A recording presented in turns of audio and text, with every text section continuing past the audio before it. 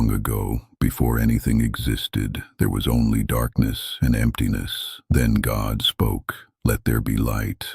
Light appeared, and he separated it from darkness, calling the light day and the darkness night. That was the first day. On the second day God made a vast sky to divide the waters above from the waters below, naming the expanse heaven.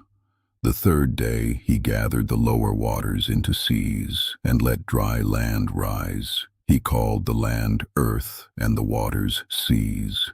Then the earth burst with green, grasses, plants, and trees, bearing fruit and seed, each after its kind. On the fourth day God set lights in the sky, the sun to rule the day, the moon to rule the night, and the stars scattered across the darkness. The fifth day brought life to sea and sky. Great sea creatures, swarms of fish, and every bird appeared. God blessed them to be fruitful and multiply. On the sixth day, God made land animals, cattle, creeping things, wild beasts, each according to its kind. Then he formed a man, Adam, from the dust, breathing life into him. God planted a garden in Eden and placed Adam there to tend it. In the center stood two trees, the tree of life and the tree of the knowledge of good and evil. God commanded, "Eat freely of every tree except that one.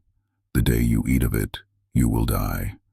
Adam was alone, so God made him sleep, took a rib, and from it created Eve.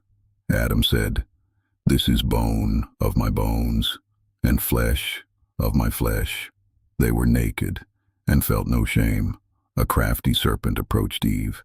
"Did God really say you cannot eat from any tree?" he asked. Eve replied, "We may eat from any except the middle one." God said we would die. The serpent answered, "You will not die. You will be like God, knowing good and evil." The fruit looked good, pleasing, and desirable for wisdom. Eve ate, then gave some to Adam, and he ate too. Their eyes opened. They knew they were naked, and sewed fig leaves to cover themselves. That evening, God walked in the garden, calling, "Where are you?" Adam said, "I was afraid because I was naked." God asked, "Have you eaten from the forbidden tree?" Adam blamed Eve. Eve blamed the serpent. God cursed the serpent to crawl on its belly. To Eve, he promised pain in childbirth and conflict with her husband. To Adam, he cursed the ground. Work would bring sweat and thorns. Then, to prevent them eating from the tree of life and living forever in sin, God banished them from Eden. Cherubim and a flaming sword guarded the way back. Adam and Eve had sons, Cain, a farmer, and Abel, a shepherd. Cain's offering was rejected. Abel's was accepted. In jealousy, Cain killed Abel in the field.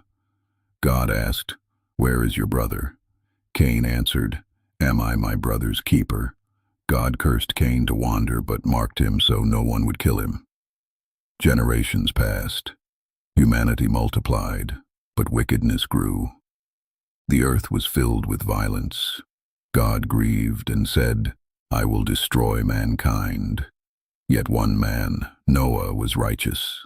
God told him, "Make an ark of gopher wood, 300 cubits long, 50 wide, 30 high. Cover it with pitch. A flood is coming to destroy everything, but you, your wife, your 3 sons and their wives will be saved. Take pairs of every animal, clean ones by 7s." Noah obeyed. The animals entered. Rain fell 40 days and nights. Fountains of the deep burst. Waters covered even the highest mountains. All land life perished. After months the waters receded.